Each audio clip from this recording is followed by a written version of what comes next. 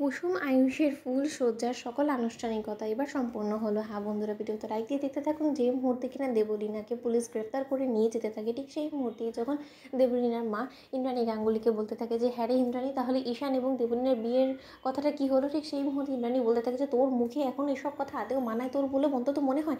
আমার তো কোনোভাবেই মনে হচ্ছে না যে এরকম একটা ক্রিমিনালের সঙ্গে আমার ঈশানের জীবনটা সুখের কাটবে।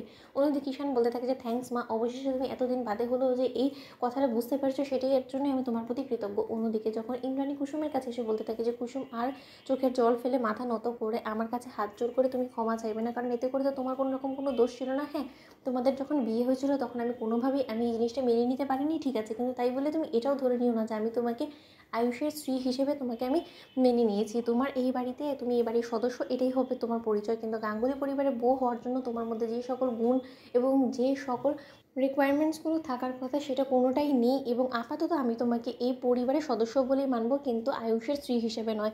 অন্যদিকে কথা বলা মাত্রই যখন রাজ বলতে থাকে যে মারে, এত দূর অবধি এসে তোমরা যখন এতটুকু করতে পেরেছো, বাকিটুকু দেখবে এক না একদিন ঠিকই তোমরা ইন্দ্রাণীর মন জয় করতে পারবে, এতটুকু বিশ্বাস অন্তত কুসুম তোমার উপরে আমার আছে। অন্যদিকে যখন কুসুম বলতে থাকে যে আপনি এরকম করে আমাকে আশীর্বাদ করবেন বড় সাহেব, যাতে করে আমি দেবীমার এক না একদিন অবশ্যই মন জিততে পারি, ঠিক সেই মুহূর্তে যখন আয়ুষের বাবা বলতে থাকে যে একদম বড়বাবু বলবে না, আজকে থেকে তুমি আমাকে বাবা বলে ডাকবে, যেরকমটা কিনা আয়ুষ এবং ঈশান ডাকে, কারণ তুমিও তো এখন আমার মেয়ে, তাই না?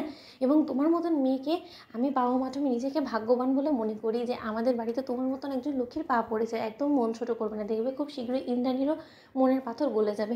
অন্যদিকে যখন এই কথা বলা মাত্রই রাজ বলতে থাকে যে দীপালি, এবারও আয়ুষ এবং কুসুমের ফুল সজ্জার সকল যোগাযন্ত্র করা শুরু করে দাও। ঠিক সেই মুহূর্তে যখন ঈশান বলতে থাকে যে সেসব করার কোনো প্রয়োজন নেই, আমি সব কিছু অ্যারেঞ্জমেন্ট করে ফেলেছি ভাইদা এবং কুসুম বৌদি, এবার তোমাদের শুধু রুমে এন্ট্রি নেওয়ার পালা। অন্যদিকে যখন রুমে যাওয়া মাত্রই যখন সকল আচার অনুষ্ঠান সম্পন্ন করা হয়, ঠিক সেই মুহূর্তেই ঈশান বলতে থাকে যে ভাইদা, তোকে একটা কথা বলছি, তুই হীরের টুকরোর মতন একটা মেয়ে পেয়েছিস, এই হীরেটাকে কোনো মতেই হাতছাড়া করিস না, কারণ আমি জানি তোদের বিয়েটা যে পরিস্থিতিতে হয়েছে সেটা কোনোভাবেই এত তাড়াতাড়ি অ্যাকসেপ্ট করার মতো নয়, কিন্তু তা সত্ত্বেও আমি বলবো যে এরকম একটা মেয়ে পাওয়াটা কিন্তু প্রত্যেকটা ছেলের একটা স্বপ্ন, এবং তুই যথেষ্ট পরিমাণে ভাগ্যবান যে তুই ওর মতন একটা মেয়েকে নিজের জীবনে পেয়েছিস। একে যত সম্ভব তুই ওকে আগলে রাখার চেষ্টা করিস। একবার যদি ও হাতছাড়া হয়ে যায় তাহলে আমি বলবো যে তুই তোর জীবনে হাজার সাকসেসফুল হওয়া সত্ত্বেও তুই সম্পূর্ণরূপে হেরে যাবি, কারণ একটা পুরুষ কিন্তু একটা মহিলাকে ছাড়া কোনোদিনও পরিপূর্ণ নয়। তাই আমি তোকে বলছি যে কুসুমকে ওর যোগ্য সম্মান দেওয়ার অন্তত চেষ্টা করিস এবং ভালোবাসা দিয়ে ওকে আগলে রাখার চেষ্টা করিস। অন্যদিকে আয়ুষ বলতে থাকে যে আমি তো দেখছি যে তুই আমার থেকে বেশি কুসুমকে দেখভাল করে রাখবি, কারণ তুই কুসুমকে পেয়ে যথেষ্ট পরিমাণে খুশি, সেটা আমার থেকে ভালো তার কেউ বুঝতে পারবে না, তাই না ঈশান?